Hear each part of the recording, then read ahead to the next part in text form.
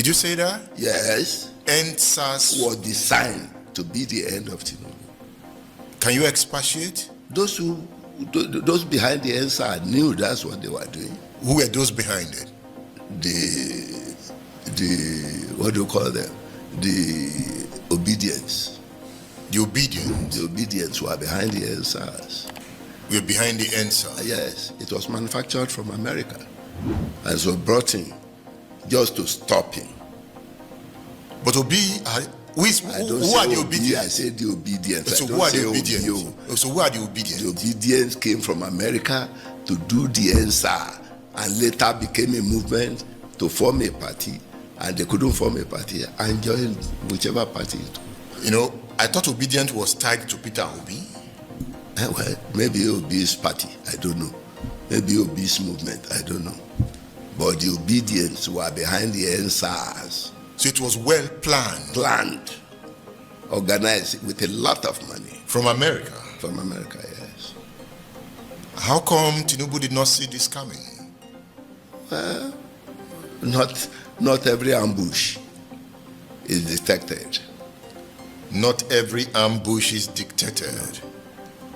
Elders shouldn't be threading on division. Bisi Akande and his allies are right now in power, but he's still behaving as if he's in opposition. What's his gain by claiming that Obidients are responsible for Endsars and they planned it in America, brought it to Lagos and wanted to use that to stop Tinubu from ascending to the presidency? Everyone knows when Endsars happened. That was in October 2020. Buhari was just a little bit over 1 year into his second term. None of the main actors have declared their intention to run for the presidency in 2023. Obedience didn't exist at the time, so what is he talking about? Is he saying all this just to please Tinubu or to defend him? To what end? It means they didn't learn anything from Endsars protests. There's no rich man in a poor country. You guys drive around in massive motorcades with security. They think poor people don't see them. Young Nigerians used Endsars to protest against police brutality. The government have refused to do anything prior to that, and they had to protest. So, trying to rewrite history, that he was obedient or this person or that, and all the plans he talked about that happened in America and he was brought to Lagos, he shouldn't be involved in all this. He can't rewrite history before our very own eyes. Everyone saw what happened in 2020. They know why Nigerians protested, so no need trying to be divisive. Instead, you people are now in power. Use that power to unite Nigerians. Or is it only when you are in opposition that you remember that Nigeria needs unity? You are now in power and you cannot use that power to unite Nigerians. How can people who are already in power always be sounding combative? Are they fighting with anyone? Is anyone trying to take the feeding bottle from their mouth? It doesn't make any sense the way they always sound. Or is this just a blind defense of anything? They will say anything just to sound correct and defend the indefensible.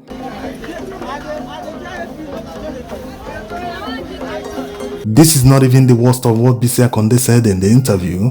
By making the statement that only lazy Nigerians are hungry, it makes a mockery of hardworking Nigerians.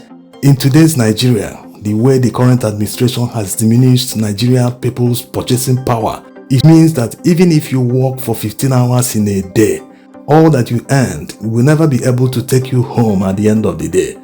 Calculate all you earn after putting in several hours a day for 1 month. It will never be able to take care of your monthly expenditure. That's the reality of today's Nigeria. It's always easy saying that if you plant one seed, you will harvest thousands, meaning that everyone should go and farm. But how many people have access to land? Are they trying to say that everyone that can't afford land or doesn't have a land in the city center should go to the village or anywhere the person comes from in order to be able to farm and harvest in order not to be hungry? Is that what they are trying to say? How about petrol? Is the person going to plant crude oil in order to harvest petrol or build a mini refinery in his 2-bedroom apartment? What about education for his children? Is the person going to build a school in order to avoid paying for the children's school fees? It doesn't make any sense. You people are already in power. Why not use all these ideas you've been sharing over the years since the 4th Republic? Why not use it now to better the lives of Nigerians? Everything has been made worse. Even 2022, 3 years ago is now being referred to as the good olden days. Yes, in 2022 and early 2023, before the calamity befell Nigeria, someone on a salary of 50,000 naira, that money could take that person home every month. Fast forward to today, even going by the new minimum wage, it's not even clear if the federal government has started paying the new minimum wage, but many states are paying 80 or 85,000 monthly as minimum wage. When you convert that 85,000 naira to dollars, it still has less value compared to the old minimum wage. That's the reality. And yes, we have to convert it to dollars because Nigeria is an import-dependent economy. If Nigeria could be able to manufacture majority of the goods sold at the local market, then a devaluation of the naira wouldn't affect the price of goods so much. So the price of goods you buy at the market are fixed based on the exchange rate, and you don't have to blame the merchant who suddenly out of the blue increases the price of his goods because he's watching the exchange rate. At the end of the day, when he finishes selling his goods, he will still use that naira to purchase foreign exchange before he can import another one. That's how it works. This is why government and all policy makers must make sure the exchange rate is stable, because once it goes haywire, it will immediately translate to high cost of goods in Nigeria, including petrol. Despite the fact that we now have a capacity to refine all the petroleum products we need in Nigeria, Dangote refinery for instance, but they are still importing petrol. So once the exchange rate continues to go haywire, it will immediately translate to high cost of products in the local market in Nigeria. Now, this is where it gets interesting and why Nigerians are becoming poorer. The salaries and wages are not increasing at the same rate as the price of goods in the market.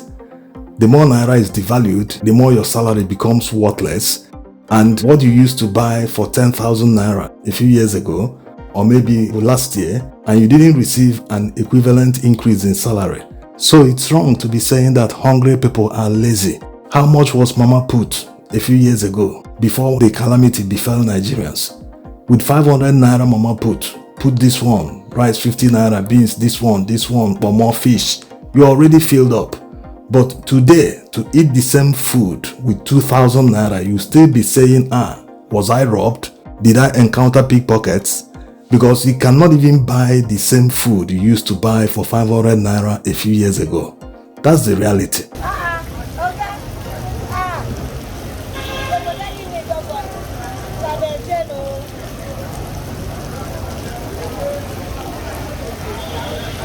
You see, governance isn't hard. Why people go hard to defend the indefensible is because of their conscience. They know they are not doing well enough. After all, they are not the ones that are supposed to tell Nigerians that they are doing well. Nigerians are supposed to feel it. Yes, Nigerians have lived through better economic management teams. About 15 years ago in the same Nigeria, the salary of an average worker will hit his account, and at the close of work that day, he will move straight to the supermarket for grocery shopping. He will shop groceries that will last him and his family a month, and he's not doing that shopping with the entire salary. The rest of the money is still breathing in his bank account, and it will take him just a few months, maybe just 18 months or maybe 2 years to save for a car. Can you imagine, just from salaries? At that time or a little bit earlier, under Obasanjo's administration, primary school teachers could be able to save and afford a used vehicle. Can you imagine that? So you can understand that even as near as 20 years ago, Nigerians weren't suffering as they are today. So there's still time to change course. Instead of spending all this energy on granting interviews based on false narratives and even outrightly lying like the Obidients were behind Endsars and all that, let them spend this energy to turn around the fortunes of Nigerians. After all, it wasn't as if things were too bad when they came. No, it was bad, but it is now worse because they made it so. Thanks for watching. But I know Tinubu is now fixing the economy. And we are getting hungrier. I don't know. If you are lazy, you will. You are towing the Buhari line. Where Buhari called Nigerian youths lazy.